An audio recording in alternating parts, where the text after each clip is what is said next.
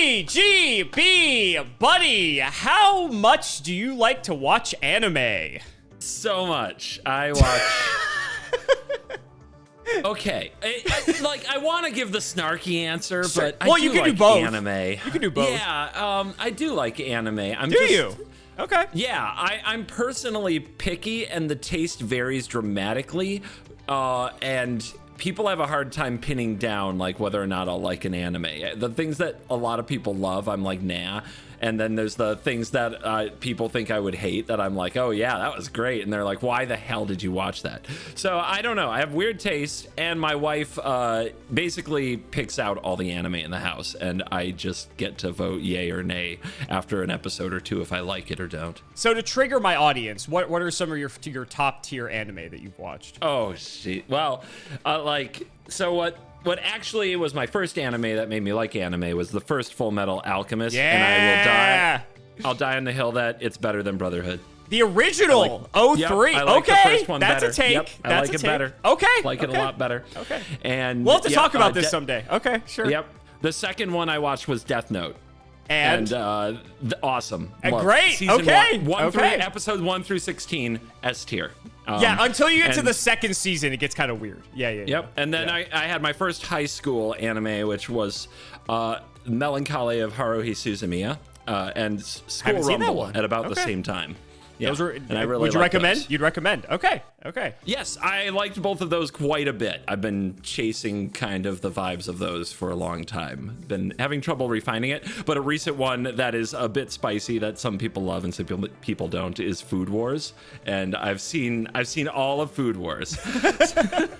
You're always going to be chasing the high of Full Metal. That's never going to be topped, unfortunately. But we'll save that for the podcast that we'll never do. That's not about Yu-Gi-Oh. Yeah. But today, Yu-Gi-Oh, of course, is an anime. And so we have some unique things that we can talk about when it comes to that. So, since you love your Blue Eyes White Dragon so much, and obviously, you have blue in the name, I thought it'd be fun to pick through some of Seto Kaiba's card pool. And I'm going to have you look at some of these cards and rate them because these cards both exist in the anime as well as the actual game. So I want you to rate these cards, and I'm going to give you a choice of 3 options. You're going to say that this was like a meta card that like every deck was playing. It was really good. A card that was like, okay, like maybe it saw some play. Maybe it was like, format dependent, something like that. Or it's unplayable anime trash garbage and never saw any play in the actual game. Sound good? Sure. Eternal format, and we're looking for trash that never saw play. Got it. Easy. Speaking of which, let's start with the most iconic card of Seto Kaiba. Oh, yeah, the Blue Eyes White Dragon. I know this one. You do know this one. Yes, it wouldn't be a Kaiba video if we don't start with the Blue Eyes. The card is infinitely Pog. It is a level 8 monster with 3,000 attack and 2,500 defense. Read the flavor text. Read the flavor text on this. Okay, you did call in a professional. I will do my job as instructed. This legendary dragon is a powerful engine of destruction, virtually invincible. Very few have faced this awesome creature and lived to tell the tale. So do you want a bit of lore behind this card? I've seen episodes like 1, 2, and 3. Okay, so you know that there is. Do I know this lore? Yeah, the lore is that there were 4 Blue Eyes White Dragons, and then Yugi's grandpa owned 1, and Kaiba owned 3. And Yugi's grandpa lost to Kaiba, and then Kaiba took the 4th one from Yugi's grandpa and ripped it in half, so no one would ever have a Blue Eyes White Dragon. Unbelievable! Isn't that crazy? What a gamer! What a gamer move! Oh my god! I think I knew these people in high school. I was these people in high school. It's amazing. With your Shivan dragon instead of the Blue Eyes? Oh, yeah. I thought that was the move. I'm like, that's my boy right there. No one can have it. That's awesome. I loved it. So there's not really much to go off of here. Obviously, this is a vanilla. It's a very big vanilla. But do you think the Blue Eyes has had its time in the spotlight? I mean, at some point. What was... Okay. So we're going back to the beginning. This was in the very, very beginning. I'm talking about all across the span of Yu-Gi-Oh's history. I'm going to generalize it. You're going to tell me a 3,000 attack level 8 never won a competitive game? never had a meta share? Is that what you're going to tell me? Uh-huh. Maybe. How quick? I have questions. Okay, good. So let's do it. Let's do it. The early days of Yu-Gi-Oh. Let's talk about it. Take me back to the past. How quickly did the competitive formats and tournaments of Yu-Gi-Oh like start firing up? Pretty much almost immediately. Like as soon as, because the game was released in Japan a few years before it was released stateside. And as soon as the game came over, it didn't take long for tournaments to start firing up for like the World Championship. Like the World Championship was just the Asia Championship because it was only in Asia at the time. So not long at all. Yeah. When was the first World Championship? Technically, the first World Championship was like 1999 because it was the Asia Championship, but we're going based off of like 2002 and beyond, I will say. Okay, so you're gonna say competitive play from 2002 onward. Yeah. Yeah, for the purposes of this, we'll omit the first 3 years of the game for argument's sake. The game dropped in 2001. 2002. 2002. Stateside. 1999 Japan. 1999 Japan. The year I graduated high school. Awesome. So there are three like dark years we're considering where people had to figure this stuff out. For context, the Yu-Gi-Oh that we played in the previous episode was like 2005 era. Then I have my answer. Okay. No, this never got played. Never. Nope. No competitive play. It was just an anime dream. Yep.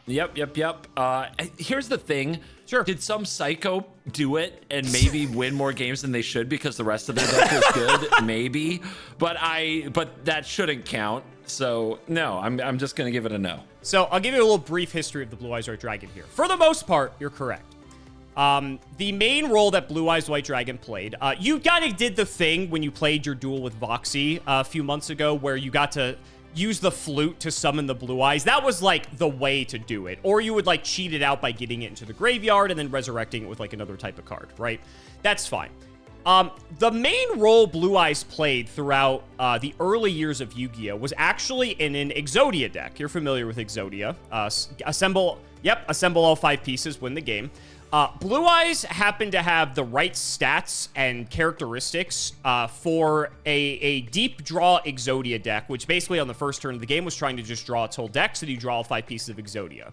And so Blue Eyes played a role in that deck for quite some time, just because there was plenty of cards that let you, like, discard Blue Eyes to draw more cards. There was cards that, like, search Blue Eyes that also synergize with the deck. That was, like, if you were going to talk about the play that Blue Eyes saw in the early days, that was pretty much all you were going to see of it.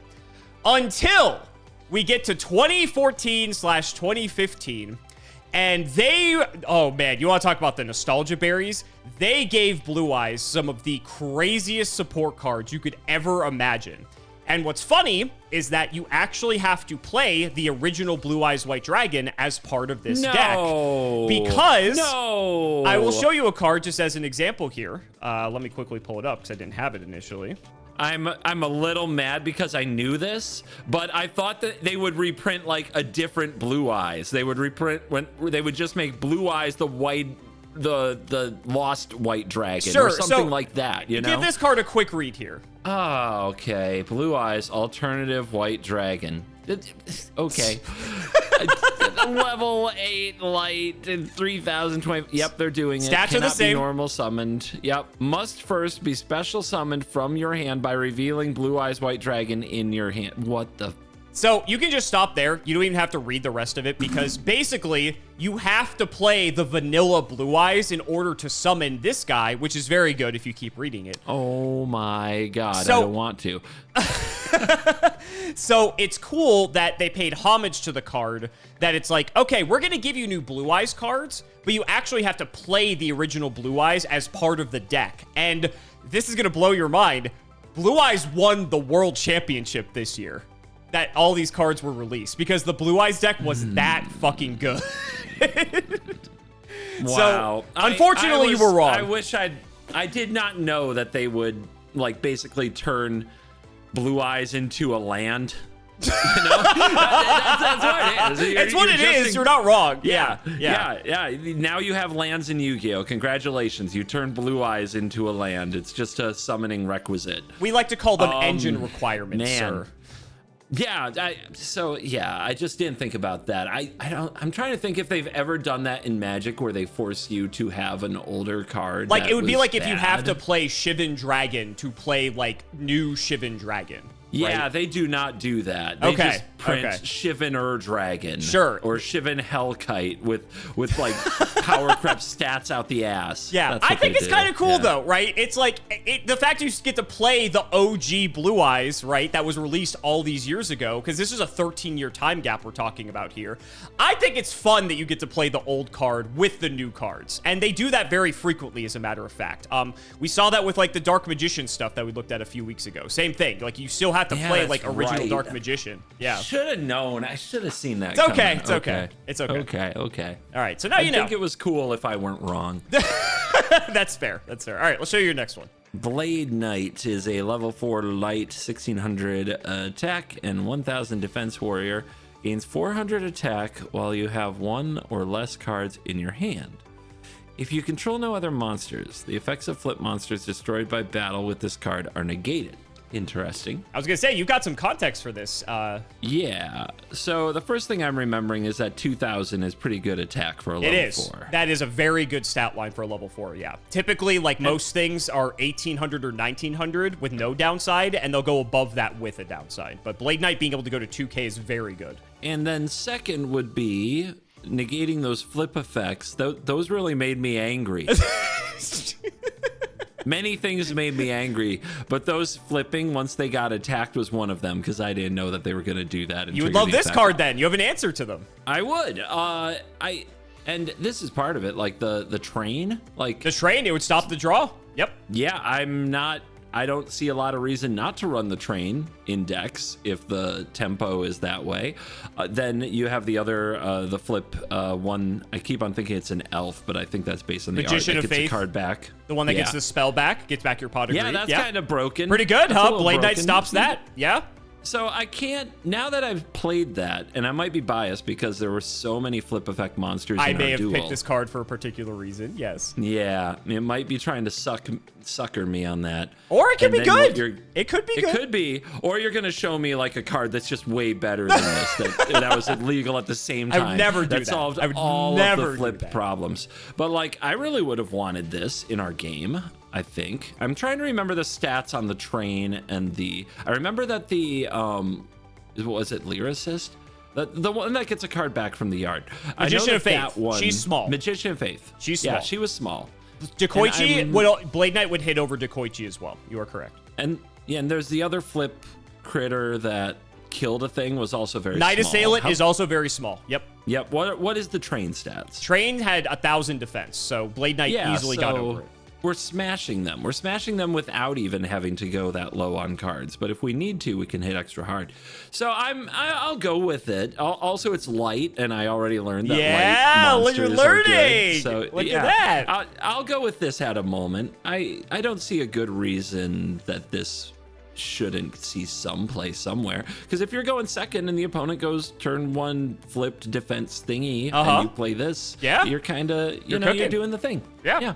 And you are correct, CGB. So the foil to the Chaos Control deck that we played last time is Chaos Warrior. And Blade Knight here is the centerpiece of that entire deck, because being able to negate all the flip effects is crazy, especially in old Yu-Gi-Oh! When they were much more relevant compared to modern Yu-Gi-Oh! He was a light, so he fulfilled that condition when old Yu-Gi-Oh! Had very poor light monster selection. Like, you didn't really have many good ones. Magician of Faith was like one of the best ones you had.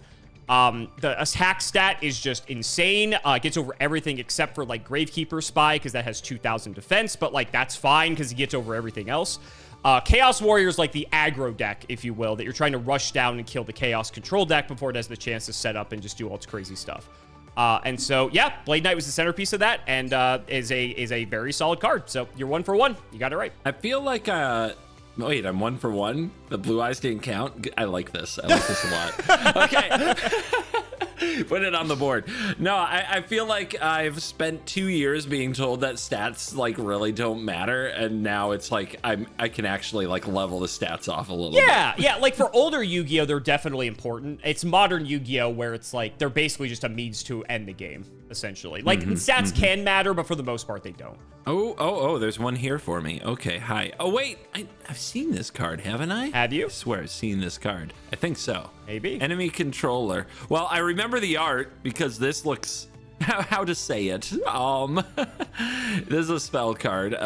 It has speed duel, whatever that means. You can ignore that. I don't remember. It's the version of the card. Yeah, you can ignore that. Okay. Activate one of these effects. Target one face-up monster your opponent controls and change that target's battle position.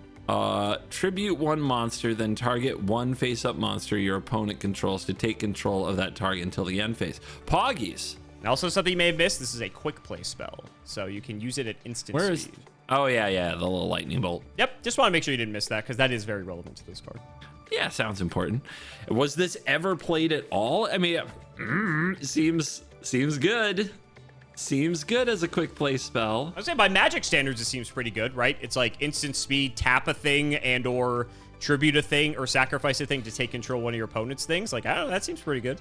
I feel like the tapping a thing, though, is like underrating what the battle position thing does. Because, wait, are you turning it face down or just turning it sideways? No, just sideways. Just sideways. So it won't trigger a flip effect, if that's what you were wondering. Yeah. Well, but it adjusts the stats, but doesn't it also affect how the opponent takes damage? Because if it was in defense position and you put it in attack position and then smashed into it, doesn't the opponent, like, doesn't somebody take more damage? They'll take damage. Exactly. Yeah. So you can use it offensively by turning your opponent's big defense monster to attack, and maybe it has a lower attack stats. You can hit over it. Or you can use it defensively. When your opponent attacks you, you can change their monster to defense position, and it basically fades the attack, so nothing would happen. I feel like that's a lot more going on than like in Magic, just tapping a creature. So I think that I think I've got to give it a few bonus points for that. So let's see, if there was a Magic card, and we'll say it's on rate, and we'll say it did just tap or untap a creature, or you sacrifice a creature and to gain control of your opponent's creature, whatever size. And say you give it haste, because obviously our game has haste. Yeah, and it's at instant speed because it's a quick play spell. So you can mess with combat on their turn, or you could do it on our turn. So both of these effects exist. I don't think they exist on the same card.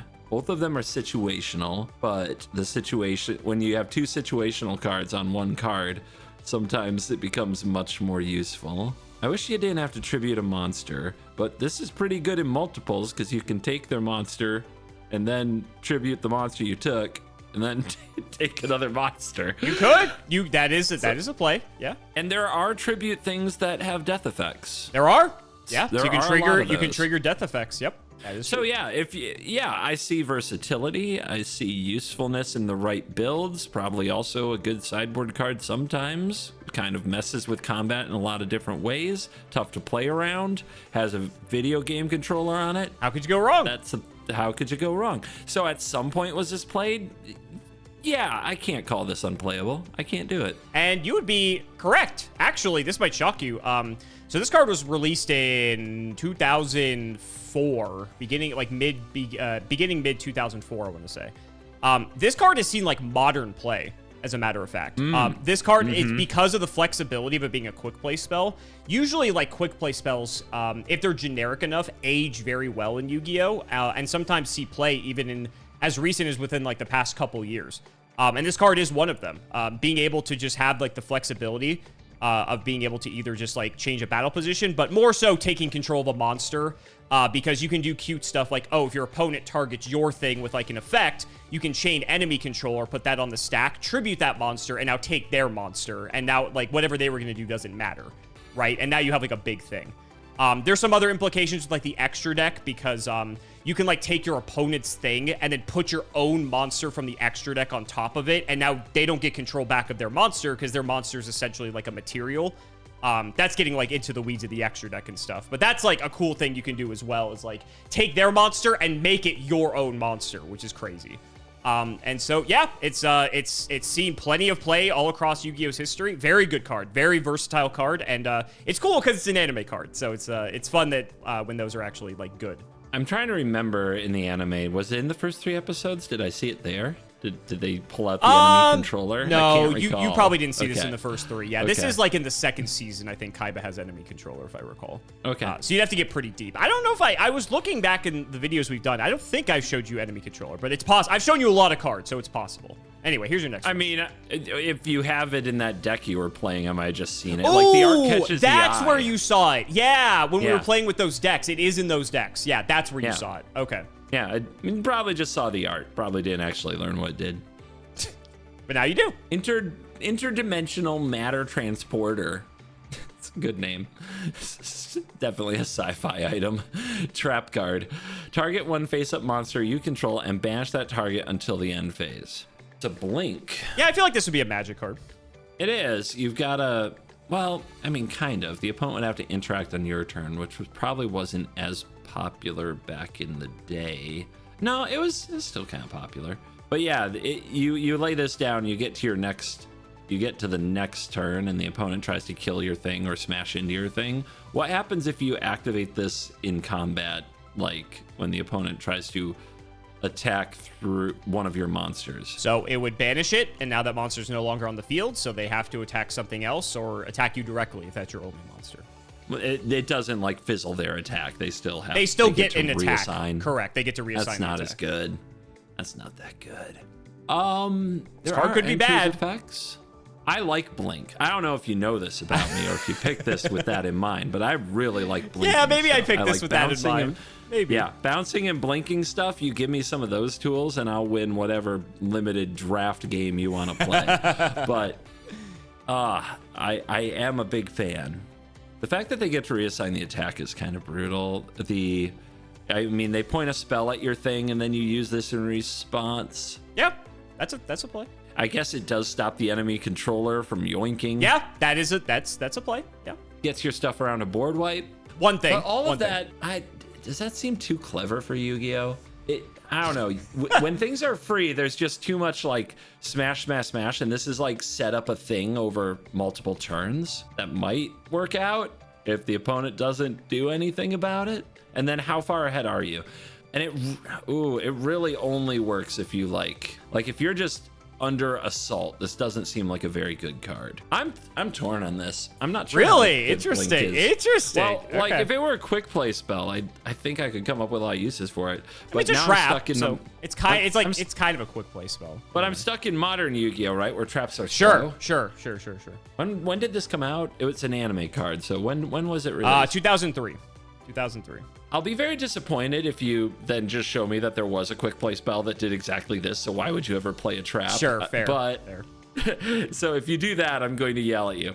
But otherwise, I'm going to guess that this effect isn't super common, because otherwise, why would you show me this and why would they put it on an anime card? So at some point, this probably got to do something cool with an Enter's ability. It's an eternal format. So I'm gonna say at some point there was a reason to play this, where like getting an extra trigger off your thing by banishing and then returning it, or by protecting it for one turn, could literally win you the game. So yeah, I'll say this got played at some point because I want it to, because I like Blink. A lot of people like this card in theory, but unfortunately it saw like no play. The biggest issue, and this is, you're gonna be very sad when you learn this, unlike blinking in Magic, Interdimensional Matter Transporter, when it resolves, the monster's not being resummoned. It's just being returned to the field. Oh yeah. And as a result of that,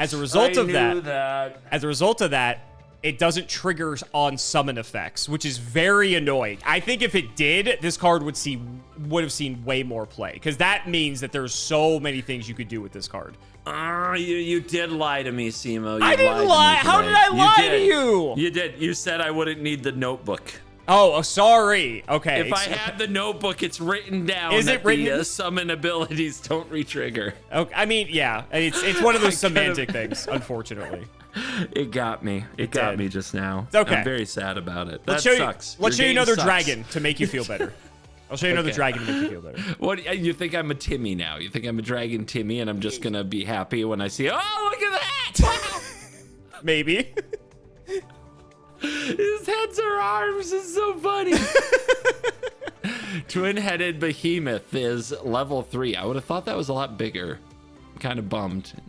Wind monster, attack 1500, defense 1200. During the end phase, if this card is in the graveyard because it was destroyed on the field and sent there this turn, you can special summon this card, but its attack defense become 1000.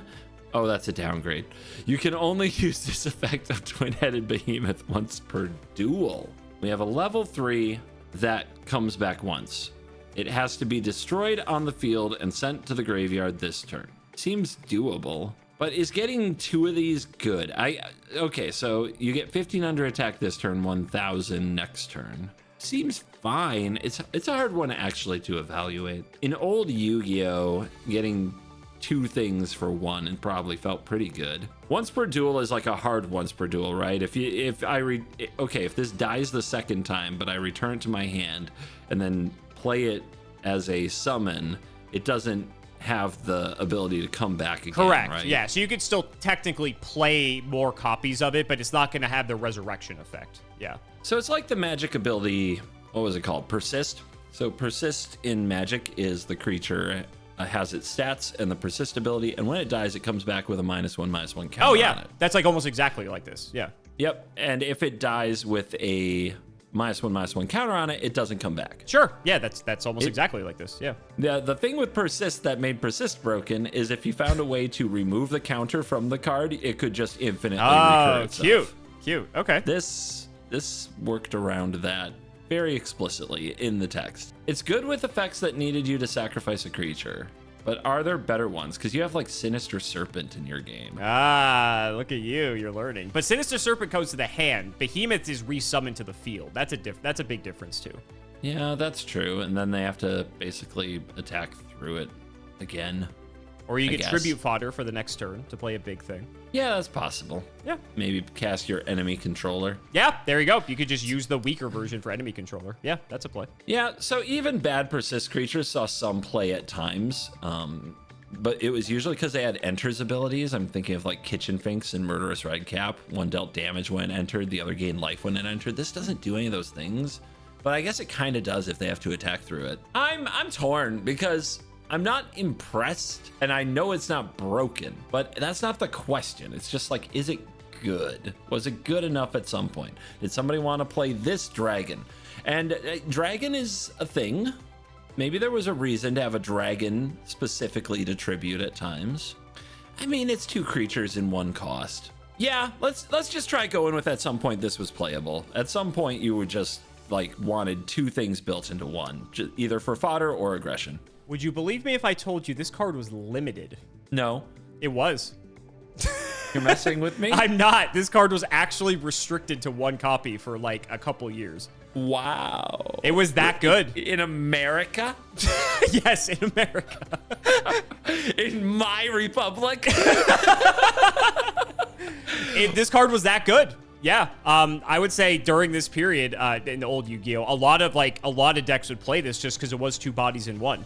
The stats aren't super impressive, but being able to just get a body back for free that you could then use as a tribute summon for a big thing, that was really strong back in old Yu-Gi-Oh. And so a lot of decks would play this. Also, funny enough, the fact that it was level 3 was very relevant. There was a bunch of cards around this time that were stun, like prison type cards, floodgates, if you will. That had required monsters to be level 4 or higher. So it would be like level 4 or higher monsters can't attack or things like of that nature. And Behemoth being a level 3, I think it's one of the biggest level 3 monsters at 1500 attack that could hit under those types of floodgate effects. So it was kind of relevant for that too. It wasn't as relevant as it giving you a second body. But yeah, this card was restricted, which is hilarious because it has the once per duel clause built into it anyway. So most people were only playing 1 regardless. But yeah, very, very good old card, as a matter of fact. Obviously, it didn't age too well because it's not that great. But in old Yu-Gi-Oh, this card was great. Wow. You seem shocked. You seem shocked. It seems fine. Dude, the Yu-Gi-Oh Whiplash is insane. It's something either has a million miles of text and is just fine, or it is a very simple, straightforward analog card that got limited at some point because at one point it was busted. I'm sure Magic is kind of like that too. All right, let's move on to your next one. Cost down. cost down? Feels like it should be cast down.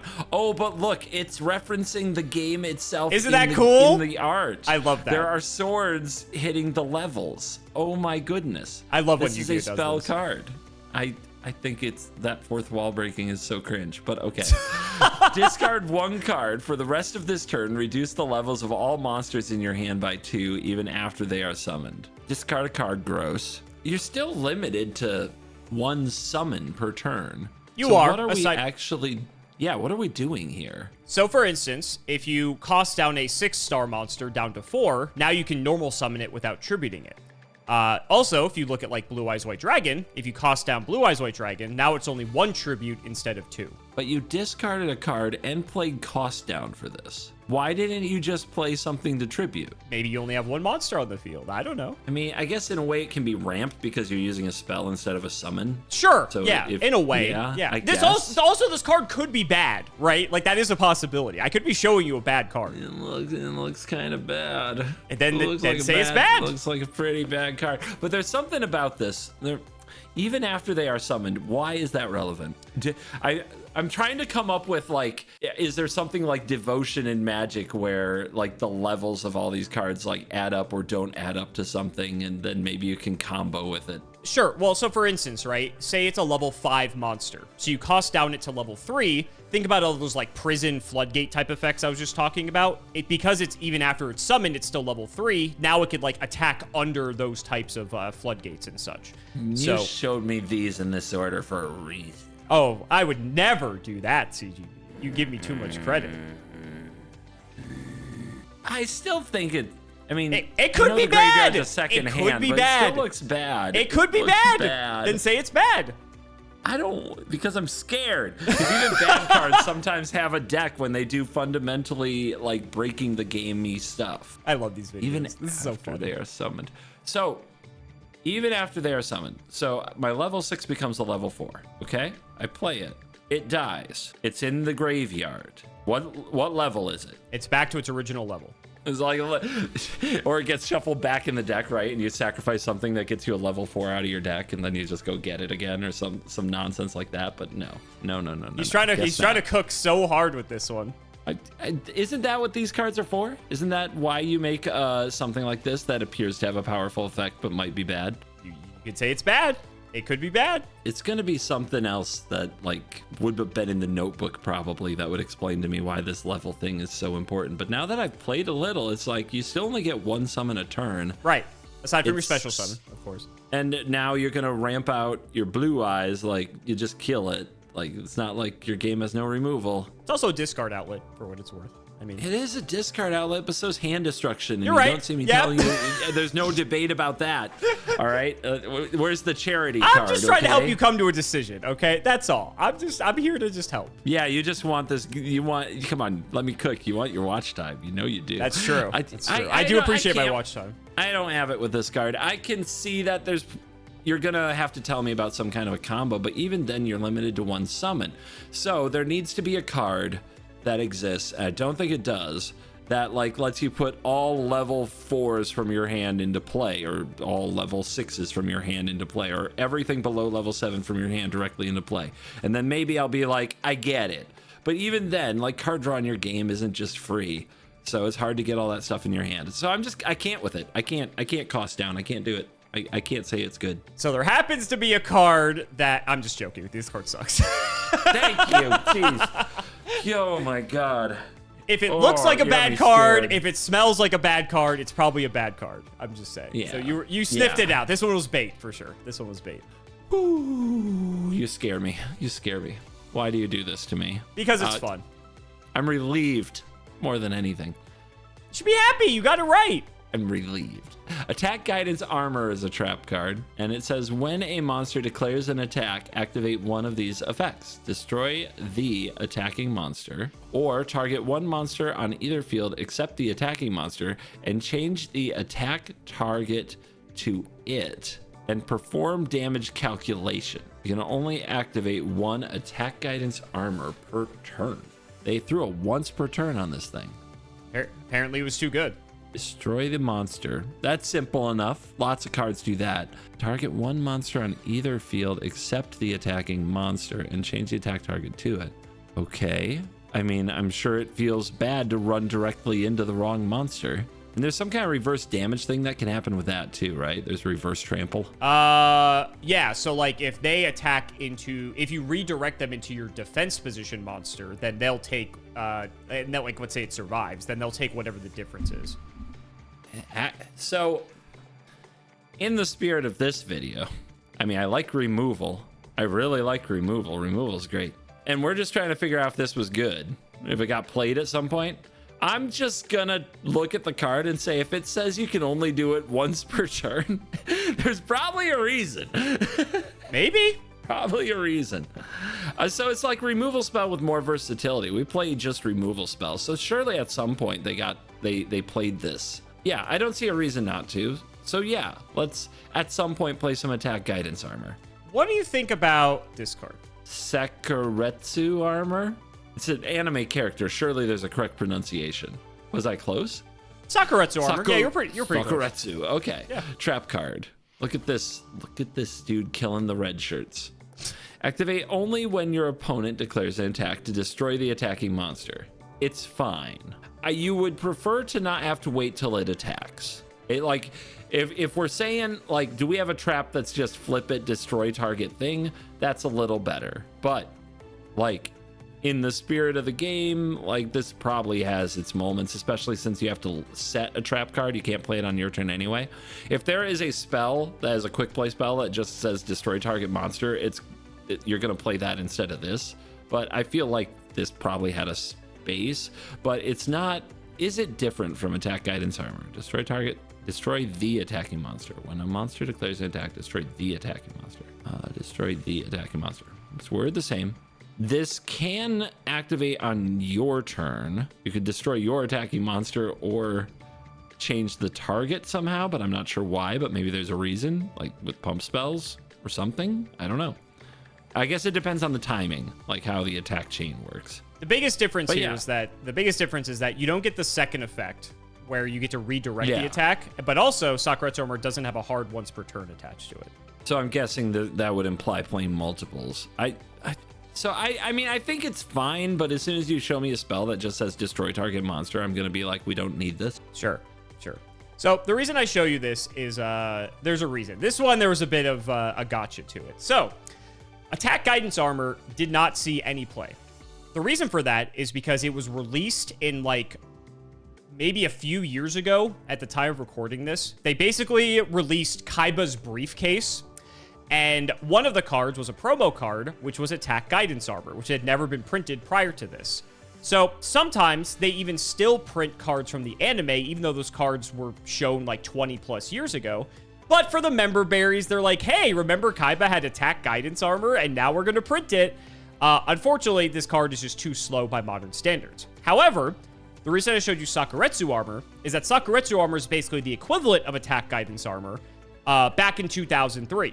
Sakuretsu Armor saw widespread play everywhere because there were removal options, sure, but you needed more removal. And Sakuretsu Armor was actually one of the best. Just when something attacks, you just kill it. It's a 1-for-1 removal, and at the time of its release, and around that, there wasn't really many other, like, insane options for removal. It was just one of the best removal pieces you could play. And so most decks were playing like 2 to 3 copies of Sakuretsu Armor just because it was good 1-for-1 removal. There's a lot of combat in old Yu-Gi-Oh, so most likely they have to attack into it unless they play like a Jinzo to negate it or something.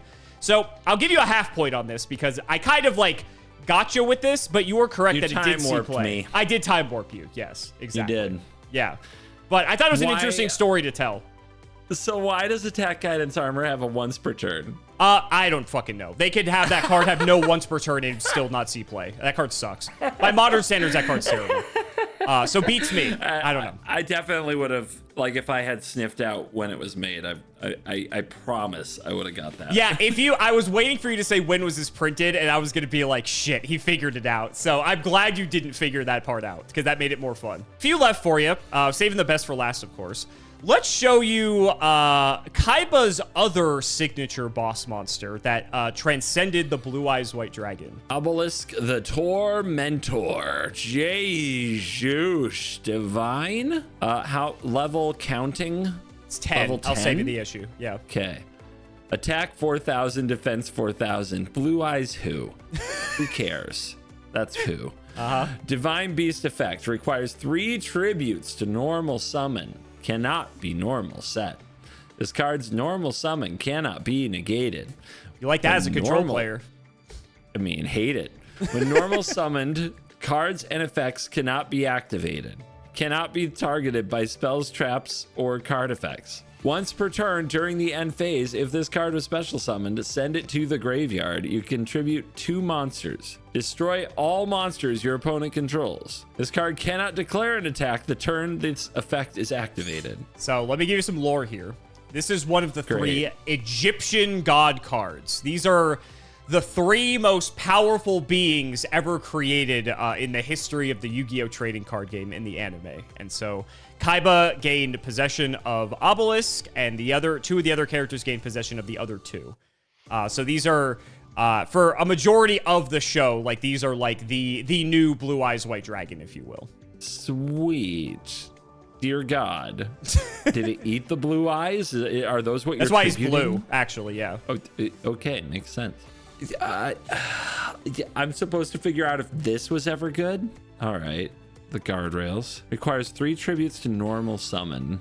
Isn't that inherently part of the being level 10? A monster that is level 7 or higher only requires 2 tribute monsters. So if it didn't say that, it would only require 2. But the Egyptian gods, because they're so powerful, require 3 tribute monsters. Yeah. When did this card come out? This card came out. What a great question, actually, because it was actually kind of weird. This card came out in the first printing was 2010. So it actually took quite a while for this card to be printed into the game. Send it to the... When normal summoned, cards and effects cannot be activated. Poggies.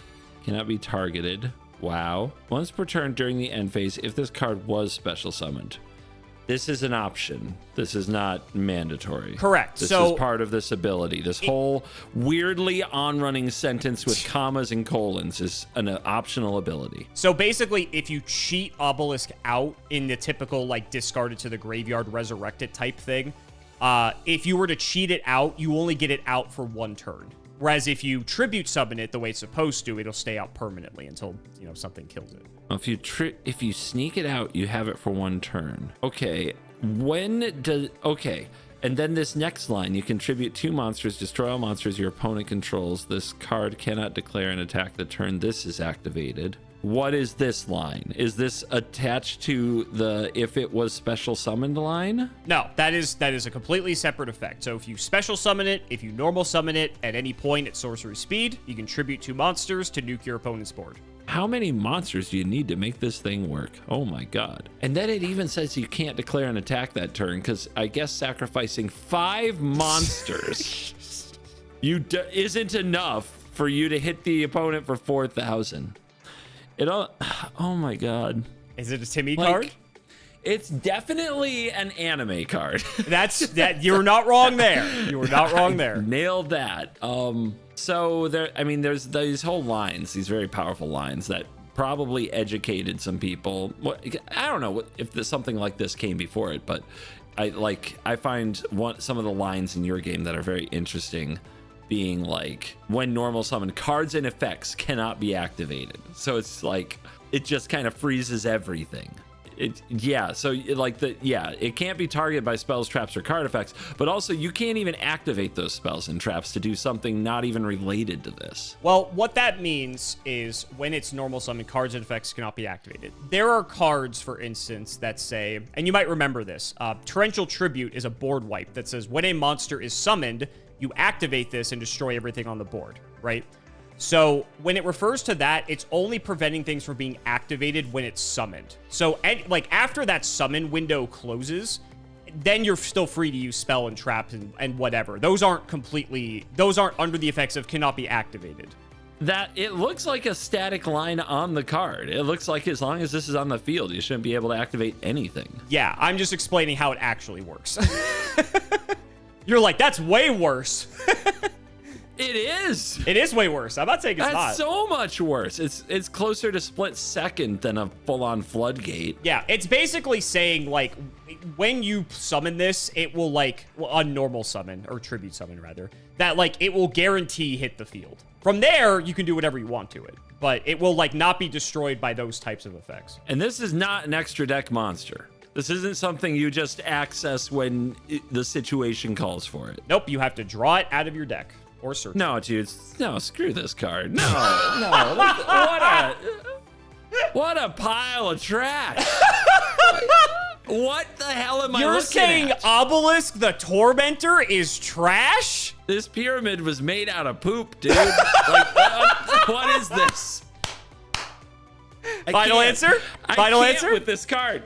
Give me the thumbnail. Let's do it. Yeah, this is garbage. You are correct. Obelisk is garbage. Yes, thank you. In the show, you would think it's the greatest card ever created.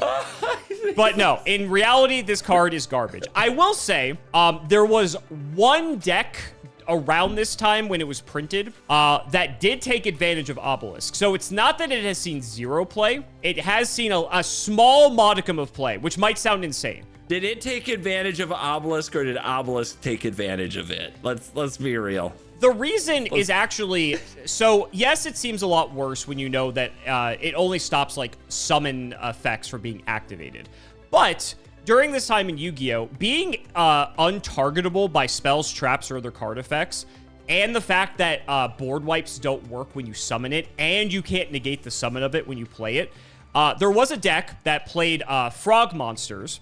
The frogs are monsters that are very easily summonable to the field, but they're very weak. They only have like 100 attack or 200 attack, right? But the idea is that they spam a bunch of bodies out onto the board. So this frog deck was already playing tribute summons anyway. So a couple people actually threw in Obelisk because they realized, well, if we summon Obelisk, our opponents just don't have outs to this card. So they kind of would just like win off the back of this incredibly powerful monster, except for like very few circumstances.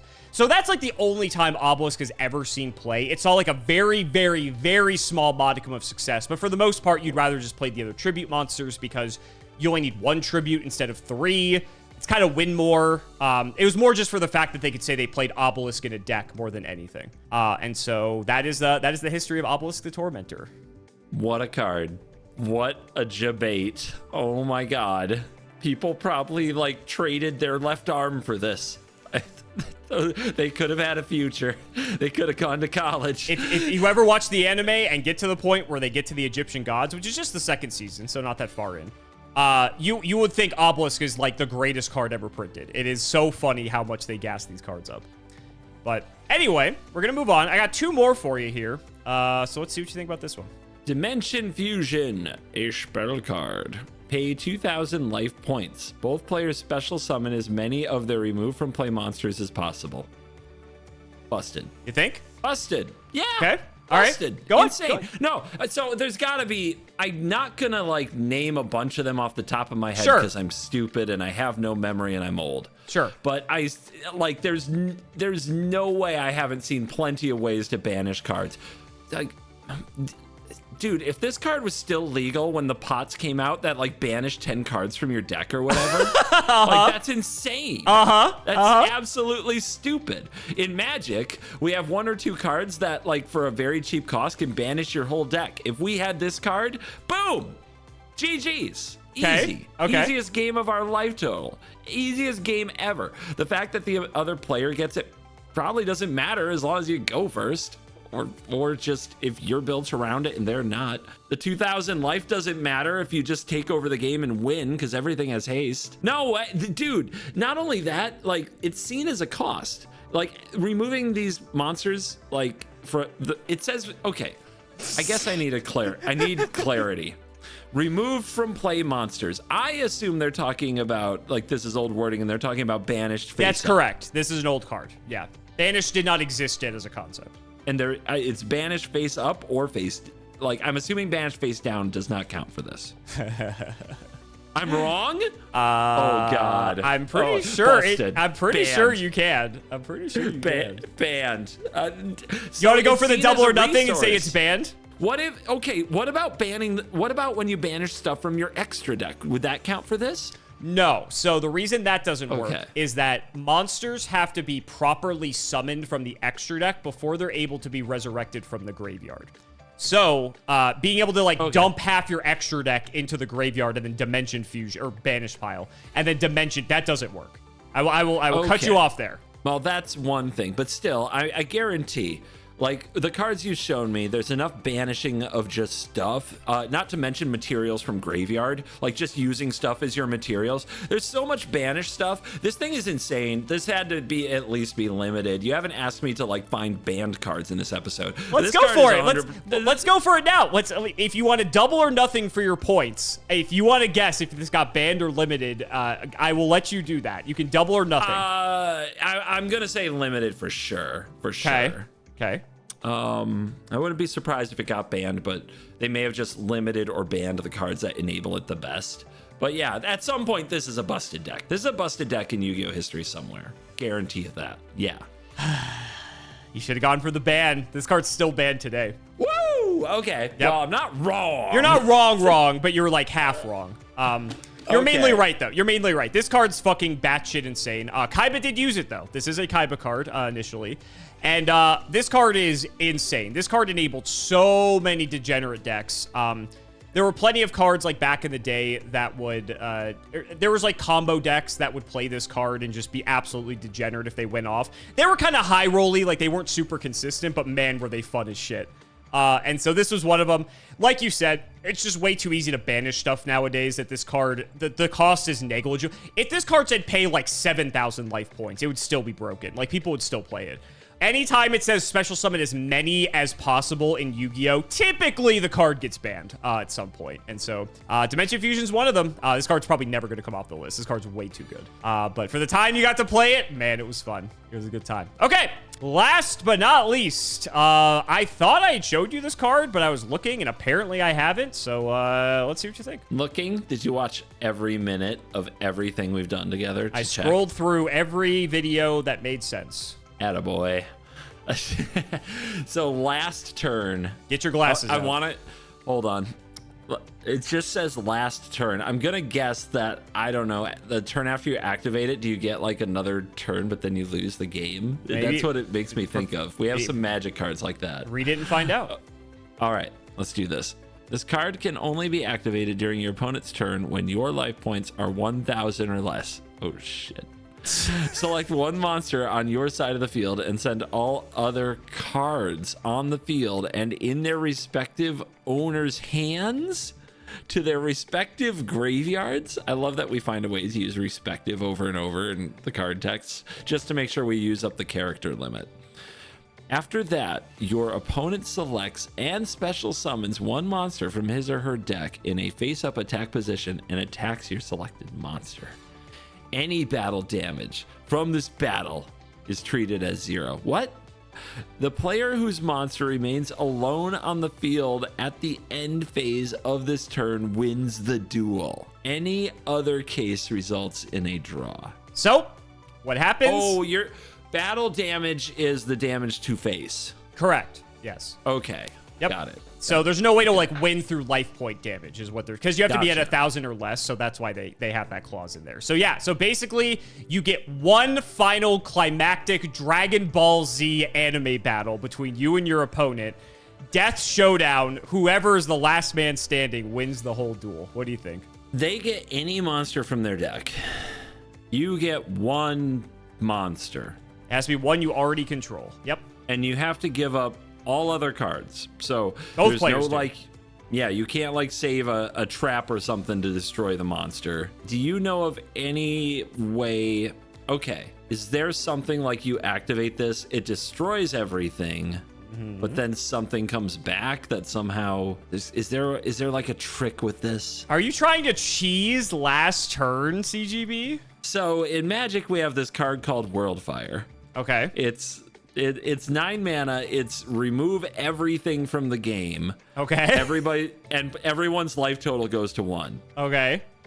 And the way that people have just found is like there's like a planeswalker emblem you can give a player so that they take 1 damage on their upkeep, which is normally not a big deal in Commander, but when you Worldfire, it just ends the game. Yeah. So I'm trying to find a way. Like, obviously this was designed to be the last final showdown, and obviously card players, we try to find a way to have our last final showdown but cheat. Okay.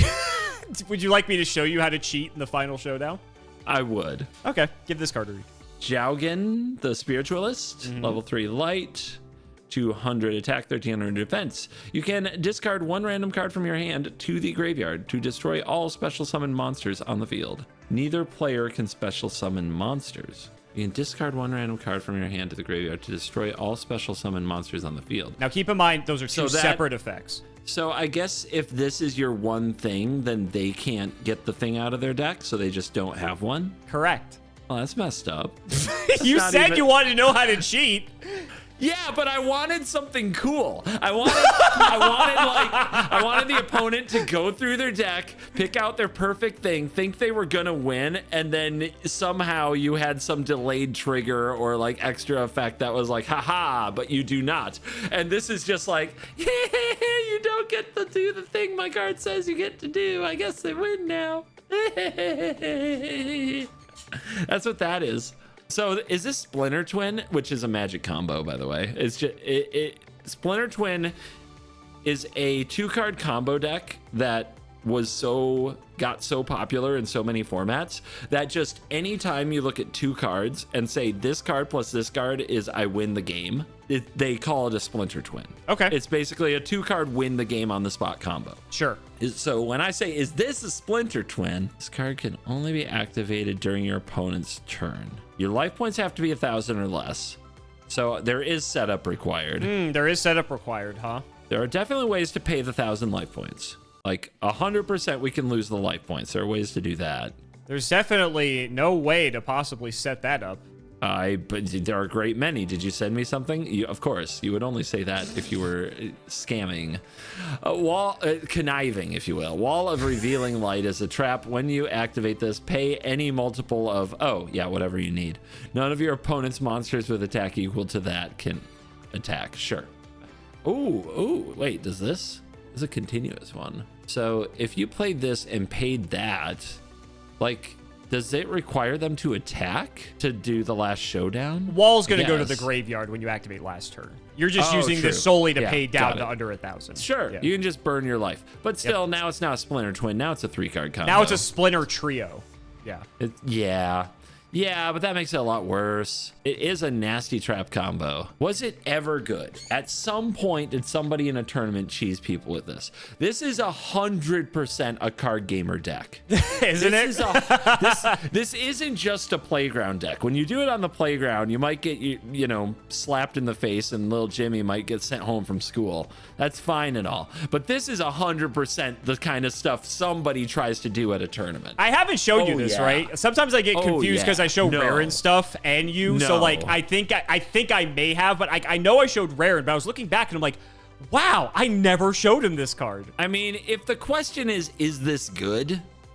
I doubt it was the best thing going. Okay. Maybe, but it seems like there's enough to interact with here that could really mess this up. They go for last turn. You respond with killing the Spiritualist. Oops. That's just bad, right? So, you know what?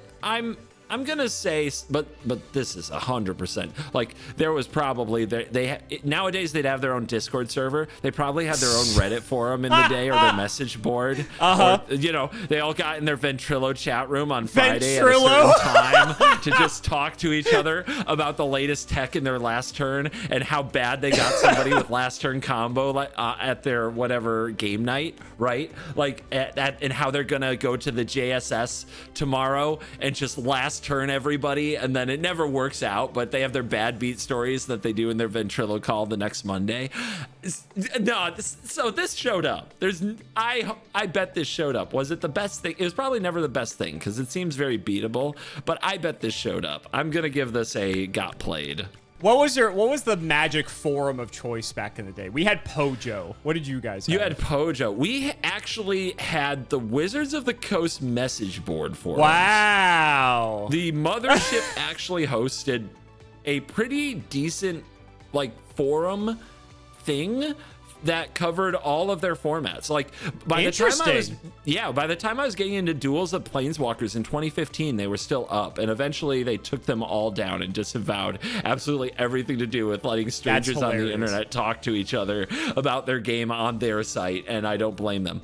But yeah, the mothership had its own message boards for a while. That's crazy. Yeah, we had Pojo, and if you really want to be dated for any Yu-Gi-Oh players watching, Duelist Grounds. That was another one that we had. I think it was Grounds with a Z. But anyway. Wow. Yeah, edgy, right? Edgy. Yeah. All right. So last turn. Last turn is one of the craziest cards ever printed. This card's banned, by the way. It's just interesting. There's so many things wrong with this card.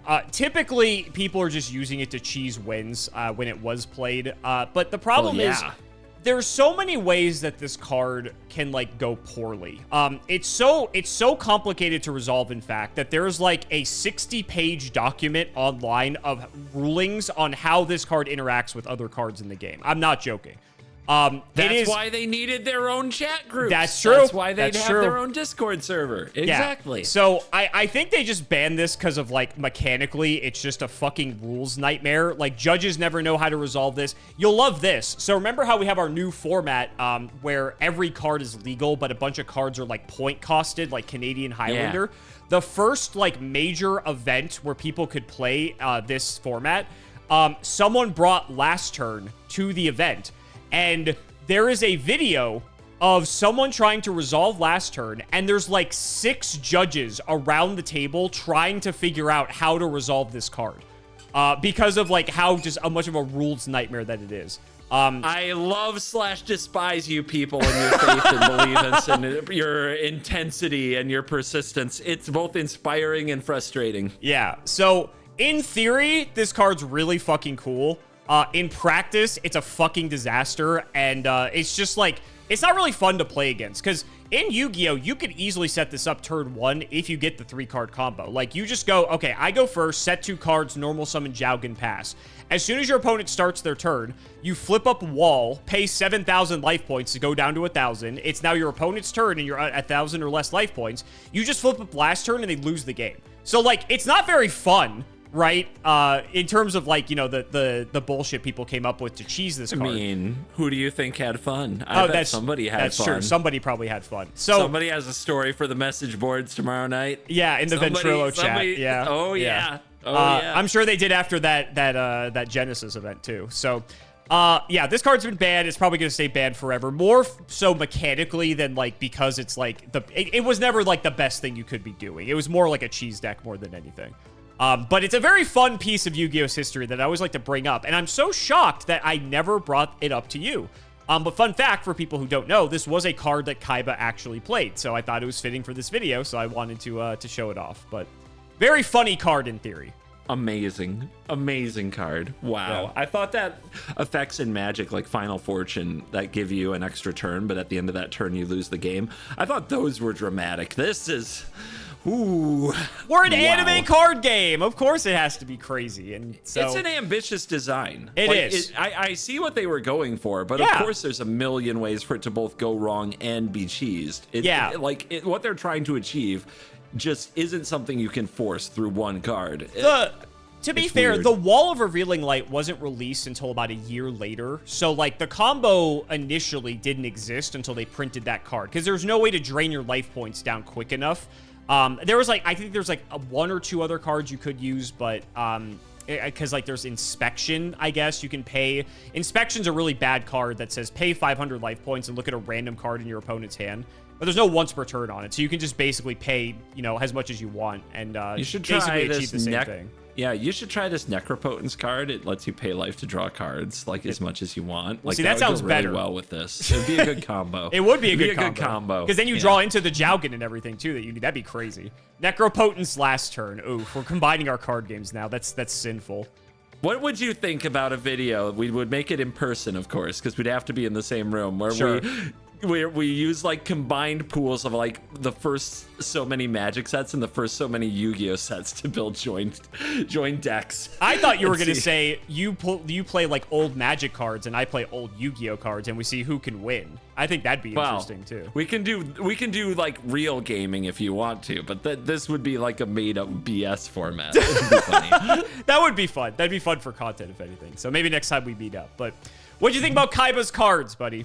Like, honestly, probably misunderstood. Like, I've only watched 3 episodes, so the motivations aren't very clear. Kind of just being a dick to be one, but I respect it. And I think it's a very proper anime villain. Absolutely. See, he's the type that he's like a villain, but ends up being like a good guy later, even though he's still a dick to everyone. But it's like, as long as he's still a dick. He's still a dick, which is important because that's why he's like the best character in the show. Yes, but he ends up, when push comes to shove, he does the right thing, if you will. Okay, I'll buy it. We talked about Death Note at the top. Like, I'm a light Yagami enjoyer. Yeah, he's kind of like that. Character. Yeah, like Light's kind of a dick, but he does you know, he does the right thing, you know? So but he thinks he's doing the right thing, but he's doing it the wrong way. Exactly. Yeah, he's a messed up character. I could see it. I could see it. So, guys, if you enjoyed this, if you have any other suggestions for future videos you want to see, please let me know. But I thought it would be fun to explore the anime side of things a bit, and then we get to show some really good and really bad cards at the same time. So don't hesitate to lay your opinions down below of what you want to see CGB react to next, because we still have thousands of cards to go through. So I am thoroughly excited to do more of these with you, buddy. Yeah, I think you did pretty good this week. I think you did pretty good. If you want my opinion on anime, leave me an anime. You know, I'll tell you whether or not I like it or it sucks or haven't seen it. It could be Coverco Anime coming soon to a podcast near you. So guys, that's going to wrap it up for another video. I really hope you all enjoyed. Let's go ahead and shout to patrons for all their continued support. So shout to Shout1317, Tim00x3, MBT Play Madolce, Moto, Cameron L. Smith, The Synchro Guy, Pony Stark, Little Fade Leaf, Dan the Man Hoban, Draconic, Brian Dancer of Class 7, JW11860, Flannel Daddy, literally all of the guinea pigs, MBT canceled by a community soon, canceled by all committee soon, canceled by all players soon, MBT and Nimnims 1, Boxer Brief, Fueled Night of Passion, The Noble 129, Chris Adams, Pink Frappe, Alex Simo's deck bricked up while MBT watches from the closet, and Sir Trix-a-Lot. Thank you again so much for watching, and we will see you next time.